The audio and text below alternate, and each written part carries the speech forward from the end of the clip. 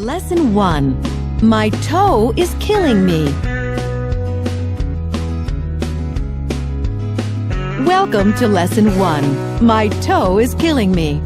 In this lesson, you'll hear a conversation between Paul and his physician, Dr. Martinson. Paul has hurt his toe, and he's really in a lot of pain. Listen to the dialogue and see if you understand all of the idioms that are used from the context.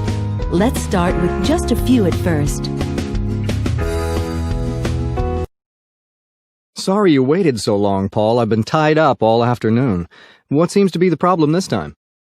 Doc, my toe's killing me. I think it's broken. Let's have a look. Oh, yeah, that's a beauty. You really did a number on that toe. How'd it happen? I was helping my brother move. I dropped a desk on my foot. Well, that's a surefire way to break some bones. Paul, didn't I see you last year for some sprained fingers? Yeah, I was trying to fix the toilet and got my hand stuck. I yanked it out and hurt myself. I'm still trying to live that one down. Well, Mr. Fix-It, you've really outdone yourself this time. You won't be walking with this foot for 8 weeks. That's impossible. I have a camping trip scheduled for 6 weeks from now. Can't it be healed by then? That's a tall order, Paul, but I suppose it's not out of the question. With a lot of rest now, and intensive physical therapy, you just may be back in the saddle again in 6 weeks. But the therapy requires a lot of work and time, and specifically following the doctor's orders. Can you handle that? Piece of cake. But listen, even if you are walking by then, you've got to take it easy during the trip. No climbing trees or jumping across streams or anything. You really need to baby this leg for a while. Sure thing. Well, Paul, let's get you bandaged up. We'll have you hobbling out of here in no time. Now, I want you to keep an eye on the swelling in the rest of the leg and foot, and get in touch with Dr. Phillips. She's the physical therapist. Okay, Doc. Should I drop by here another day? Yes, we're going to want to follow up on this in about 2 weeks. I'll schedule an appointment with the receptionist. Thanks. Bye, Doc. You're welcome. And Paul, take it easy, would you? Yes, I will. I promise. Lesson 2. Tying the knot. Welcome to Lesson 2. Tying the knot. In this lesson, you'll hear a conversation between Matt and Allison, a couple engaged to be married, and Mike, a friend of the groom's.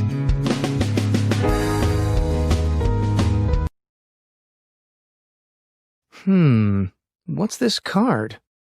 Join us. Matt and Allison are tying the knot. Take the plunge with them Saturday, June 22nd at their engagement beach party. There'll be no chance to get cold feet at this sizzling hot summer party. Takes place at Turtle Beach. This party is no stuffy ceremony, so join in if you want to see the couple let their hair down one last time before the walk down the aisle. RSVP by Friday, June 15th. It'll be a blast. Wow, Matt and Allison are getting married. Didn't see that coming. Mike, you're here. So glad you could make it. Wouldn't miss it for the world. Hey, buddy, how are you? Great. Congratulations, you two. Thanks. Looks like a good turnout. Yeah, we're happy so many people could come. So you two are finally gonna get hitched. Who popped the question? Was it you, Matt, or did you propose to him, Allison? Now, I decided to be the romantic one. I took Allison to the park where we had our 5-year anniversary picnic and asked her there. She was in a bad mood that day. I almost lost my nerve. I thought she was going to turn me down. He's right. I almost left him in the park. I had a terrible migraine, stress at work. And he'd been acting so strange, I guess getting ready for the big question. Have you guys settled on a date yet? We're close. Sometime next July. You'll be around, won't you? You can count on it. Oh, I just saw my aunt arrive. Sorry to bail on you, Mike, right when you get here. No problem. We'll catch up later on. Great. See you both in a bit. Okay, can I ask you something direct? It's not like you've ever been one to beat around the bush. Fair enough. Give it to me straight. Did she bully you into this? No. Seriously, I really want this. I tell you, when I got the invite, it really threw me for a loop. You've done a complete 180. Just a couple of months ago, you were telling me how you kind of missed playing the field. I know, but things have changed. I guess I've settled down. I guess so. What happened? Well, remember that car accident Allison had? When I found out, it was a real wake-up call. I remember thinking I didn't know how I would live without this woman. It hit me. She was the one for me. I decided I should either marry her or stop seeing her. Wow. Really, and since I've proposed, everything has been perfect. I feel like $1,000,000. It was the right decision. I have to hand it to you. It seems like you're really getting your life on track. You're a lucky man. She's a great person. You deserve a great woman. Thanks. I appreciate that. But come on, this is supposed to be fun. Let's grab a beer and join the party. Great idea.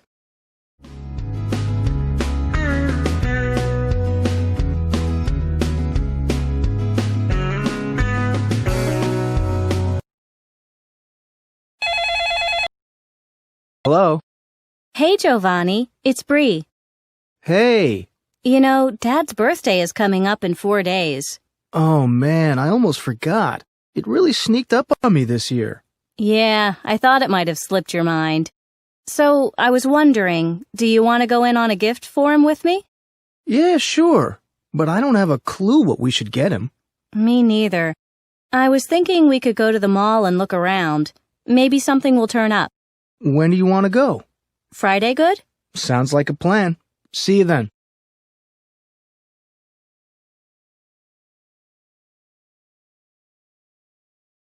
Got a gift certificate to a bookstore.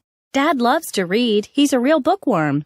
Yeah, we already thought of that. And Aunt Linda is on the case. Fine. Neckties? Can you get any more run-of-the-mill? Well, what then? Every suggestion I make you tear to pieces. At least throw me a bone here. It's not helpful for you to just shoot down my ideas. Well, I don't know what to get him either. What do you buy for the man who has everything? Oh, you're a great help. Your optimism is beginning to get on my nerves. I'm beat. Maybe we should just call it a day. No, wait. All right, Bree. You want my 2 cents? Finally, yes. What do you think? It's his 50th birthday, so we should get him something good. Like? I don't know. Something that really knocks his socks off. Big help you are. You know, you could at least... Hey! That's it! Didn't Dad say he wanted to start exercising because he feels like he's not in shape? Yeah? Well, we could get him a pair of running shoes and a membership to a club. That's not bad. But how much will I have to shell out? Don't worry. Pay what you can, I'll pay the rest. This is hands down the best idea I've heard all day. What a weight off my shoulders. Mine too. And since I inspired it, you should treat me to lunch. Don't push your luck.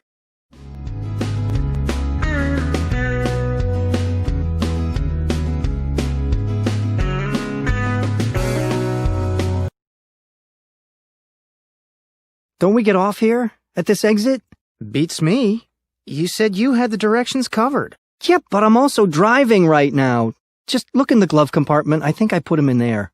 They're not here. They should be. Let me see. Oh, man, I took them out to double-check something and forgot to put them back in. It must have slipped my mind. So we're lost? That's great. It's no big deal. We can call or ask someone for directions. This is typical. Why did you say you'd handle the directions if you weren't going to handle them? Look who's talking. The only reason I said I'd handle them is because I knew you couldn't be counted on. Me? You gotta be kidding. You're the one who doesn't give a damn about anyone around you.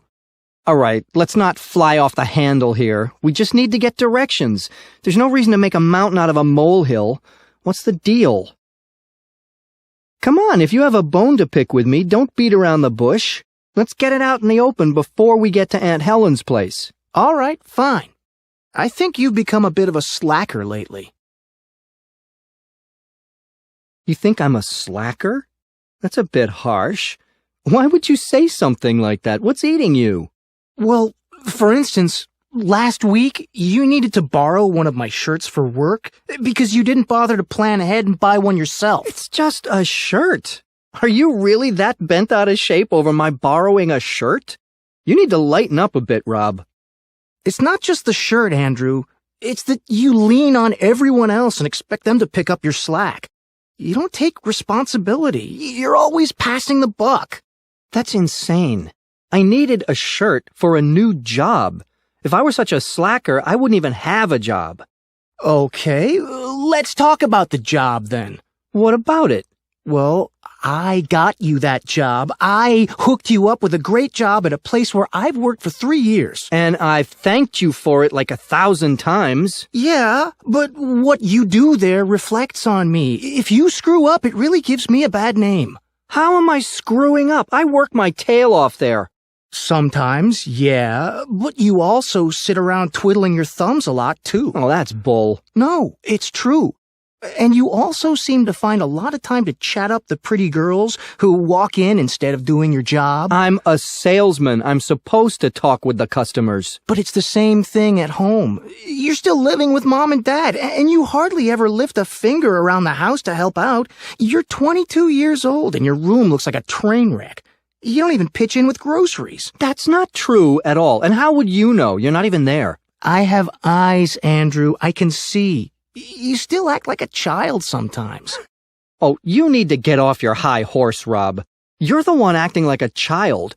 You're still trying to show everyone up like little Mr. Perfect. You were a goody-goody as a kid and you haven't changed since. Hey, what do you know? What? While we were at each other's throats, you somehow managed to get us to Aunt Helen's. Oh, yeah, that's her house there. Pretty good for such a slacker. Just park the car and give it a rest for now. Gladly. Just don't criticize my parking job. Ugh, a ride home is gonna be long.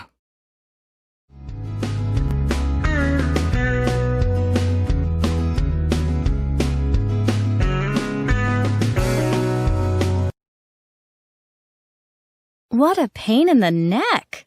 It's like pulling teeth trying to get anything done with them. What? Who? The credit card company sent another bill to my old address. Not again. This is the third time. I thought we got things squared away after the last time I called.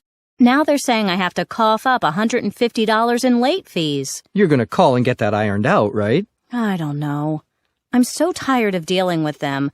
I think I might just bite the bullet and pay the late fee. Don't do that. That's not right. Call again and insist on talking to someone who can get it off your record. Dario, it's like flogging a dead horse. Every time I call, I get the same story. Address changed, everything should be fine. And if I ask to speak with a manager, I have to call back later because no one is there. Sounds like they're giving you the runaround.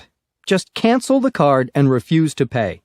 Well, I will cancel the card, but if I don't pay, I'll have that on my credit record. If I were in your shoes, I'd call right now. Okay, fine. You'll see.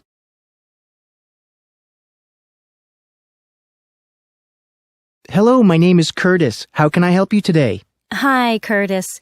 I got a bill saying that I owe late fees, but the problem is that your company keeps sending statements to my old address. So the payment is already late by the time I get them, and... Okay, let me just pull up your account. Just one moment. Okay, there we are. I see that your address is listed as 47 Maple Terrace. Yeah, that's my new address, but the statements are still being sent to the old one. Okay, let me just put through a change of address and we'll... No, Curtis. I've been down that road before. A few times, in fact. I really just want to have these late fees taken care of.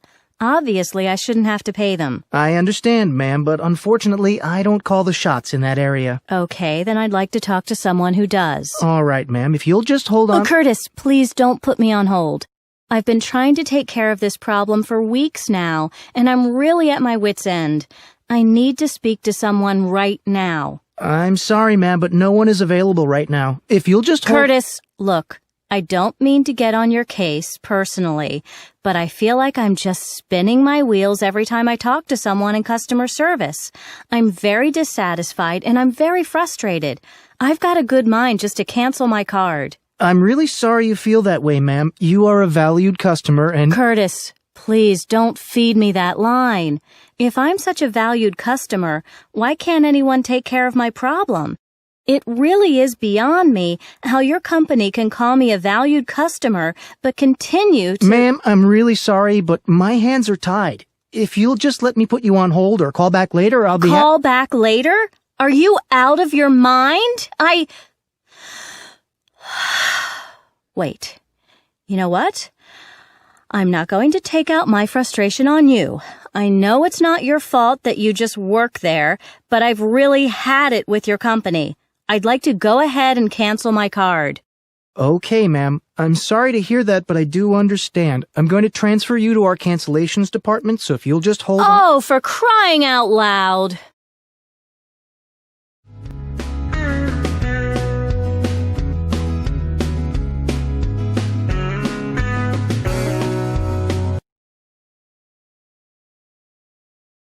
Hi, sweetie. How are you? Don't you normally work on Fridays? Yeah, but I had to talk to you. It couldn't wait. Oh, sure. What's up? Well, I need to get something off my chest. That's good, because there's been something on my mind, too. Let me go first. This is important. Okay. I'm sorry to spring this on you, but I think we should break up. Wow. That's big news. Well, why do you want to dump me? I suppose it would be fair of me to give you a reason. Well, yeah. This comes out of nowhere. A reason would be nice. I'm breaking up with you because you've become a real couch potato. All you do is watch TV. And the only thing you like to watch on TV is cartoons. But I thought you were crazy about cartoons. Remember that time we saw the movie A Bug's Life? You were smiling during the whole thing, and you were in seventh heaven for the rest of the night. Didn't you enjoy it? I thought it was cute, but then I moved on. You're still obsessed with cartoons. Well, what else? You've really let yourself go, too. We used to go biking and play tennis, and now you just sit around eating cereal watching your cartoons. So, I don't turn you on anymore? Isn't it a bit shallow to break up with someone just over looks? But that's not all. You never want to go out and do anything. We stay here all the time, and your apartment is a pigsty. You never do the dishes or the laundry. There are empty pizza boxes from 2 weeks ago on your kitchen table. It really drives me up the wall. But we've been going out for 2 years now, and I've never exactly been tidy. Why didn't you bring this up sooner? I thought it was cute at first. I thought I would get used to it. Later, I thought you would grow out of it. Anyway, that's not the point. I just don't want to see you anymore. So, you said you had something you wanted to tell me. I suppose how you hate that I try to control your life and change you. No. Actually, I wanted to ask you if you knew where I left the remote control for the TV. I haven't been able to find it for weeks. It figures.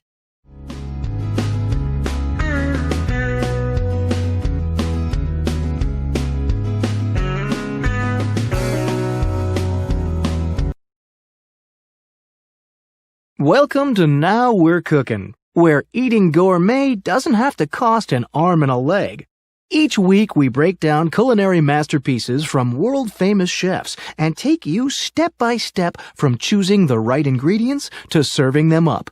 Today we've got a lasagna by our guest chef Vincent Charbel that will knock your socks off. I mean, it's really out of this world. Chef Charbel is here with us to share his recipe and teach us a few tricks of the trade. Welcome, Chef Charbel. Thank you for joining us.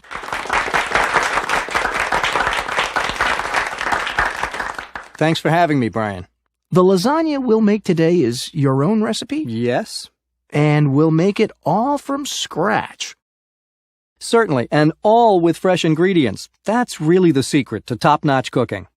When did you first dream up this special lasagna? About 8 years ago. I was eating at a friend's party and realized how lifeless most people's lasagna is. I wanted a lasagna with zip, something that would stick to the ribs but wouldn't weigh you down. So I went home that night and baked about 15 trays of it until I came upon this recipe. Incredible! It took some time, but you really came up with something unique. Well, let's get started. As usual, here on Now We're Cooking, to prove that even amateurs can make meals to die for, we invite a member of our studio audience to lend a hand in the preparation of the dish. Today we have Beatrice from San Diego. Welcome, Beatrice. Hello. Are you ready? I'm really a terrible cook. That's why you're here, Beatrice, to show the world that you too can make exquisite food. Just give it your best shot. Okay, I'll try it. I guess the proof is in the pudding, or at least the lasagna in this case. That's right. Okay, let's take a short commercial break and then we'll pick up with our lasagna where we left off. Hello, welcome back to Now We're Cooking. During the commercial break, we mixed the cheeses and spices, boiled the noodles, and made a sauce from homegrown tomatoes. So now we're ready to put this baby together. I think I overboiled the noodles. No, Beatrice, you did fine. You caught them in the nick of time. Well, that brings up a good point. For lasagnas or any pasta dish that will be baked or reheated later, you want to undercook the noodles. This prevents them from getting soggy when you recook them later. Absolutely, Brian. So, let's get to it. You might notice that Beatrice has laid out the noodles flat while we were waiting to use them. This is so they don't dry in weird positions before we get a chance to put the lasagna together. Great. Now, the rest of this is really a piece of cake. You said it. We're just going to put down a layer of noodles, then sauce, then cheese, and keep on like that till we fill the tray. Here, Beatrice, you try. Okay. Now, to give this lasagna some kick, you want to lace the lasagna throughout with a grated cheese that has bite. Beatrice is using a nice, robust pecorino cheese. Looking good, Beatrice. Thanks. While Beatrice finishes up here, I'll show you a tray that I finished and baked ahead of time. Let me help you. Can our cameras get a shot of that?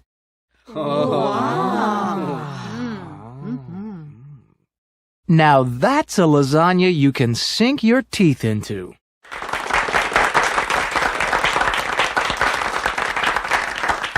Thanks, Mr. Charbel. That's all for our show today. Folks, as always, don't forget what we always say here at Now We're Cooking. The devil's in the details, and the secret's in the sauce.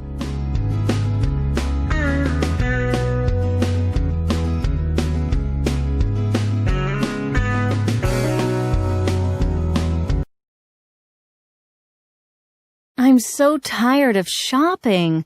Trying to find the perfect clothes for me out of the hundreds of things we've seen is like looking for a needle in a haystack. Oh, don't exaggerate. We haven't seen that much. Hey, look. That place looks nice. Let's check it out. I don't know. Those clothes in the window aren't exactly my cup of tea. Plus, it looks expensive. We'd probably have to pay through the nose for anything we find. Did you wake up on the wrong side of the bed this morning or what? Don't be such a wet blanket. You're the one who's always complaining about your clothes being out of style. I let you drag me out shopping so you can keep up with the trends, so this is all for you, not for me. Okay, you're right. We'll give it a try. Hey, look at this blouse. Do you want to try it on? Wow, it's a bit low cut, don't you think? And you can see right through it. Won't leave much to the imagination. I don't know. I think it might be kind of hot. Forget about it. I'm not wearing that in public. It would turn too many heads, and you know you're the jealous type. Well, in private then. Oh, just drop it. Okay. What about these pants? Those aren't bad. Wait, let me see the price. Right, just as I thought. Unless you want to cough up $150 for a pair of pants. I don't think so. All right. How about these jeans? Nice cut, basic, they don't cost an arm and a leg. Yeah, but they look like cheap knockoffs. If I'm going to wear bargain basement clothing, I want to be the only one who knows it. Oh, come on, these look fine. And besides, why do you give a darn what other people think? Didn't you always used to say that the clothes make the man? Well, now I'm reformed. I just throw on whatever's clean and out the door I go. Well, I like to make a nice impression, to come off as someone who cares about the way she looks. Speaking of which, check out these pants. They're really great. Yeah, but these pleats, all these pockets, they're a bit busy. I think they're unusual, really one of a kind. Why don't you just try them on? You might like them. Oh, all right. Hand them over. I'll try them on. Well, let's have a look. Can I see them on you? What do you think? I don't think they're me. I told you it would be impossible to find... I hate to burst your bubble, but those pants look great on you. They fit you like a glove. Why are you frowning? We finally found something that looks great. Now we have to find a top to go with it.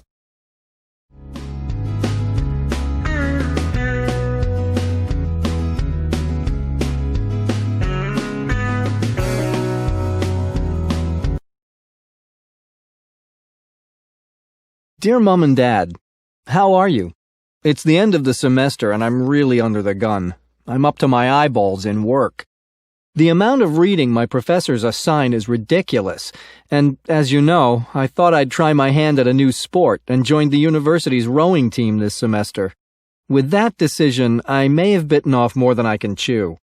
Between school, my job, and that, the only time I find to study is late at night. I'm burning the midnight oil 6 days out of 7. And even though I've really buckled down and begun to study, I'm still not finding the time to get everything done. What else? Oh, my old computer finally bit the dust. What a pain in the neck, right at the end of the semester.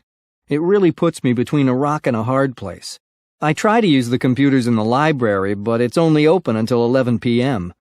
I never make it there on time, so I have to ask my roommate if I can use his computer. But as you know, the guy's a bit odd. Personally, I don't think he's playing with a full deck. You know, I always say, you scratch my back, I'll scratch yours. But the favors he asks of me are usually outrageous, and he then gets mad if I don't agree to them. The other day, he asked to borrow my car for a 6-hour drive to visit his girlfriend for the day. When I said no, he blew up at me. And then that night, about an hour after I had turned in for the night, he got up, turned on his music, and started to do yoga. Anyway, money's not so good now that I have to save for a new computer. I don't want to cut corners and buy a cheap computer because I'd just have to replace it soon anyway. On a more positive note, I'm all about this rowing thing. I wanted to be on the competition team next semester, but thought I didn't have a prayer, since for most of the guys on that team, rowing is old hat. They've been at it since they were kids, and I'm still green. But Coach said yesterday that if I keep at it, I'm a shoo-in for a position on the competition team. That made my day. Well, that's all for now. I'll write again soon. Love, Brad.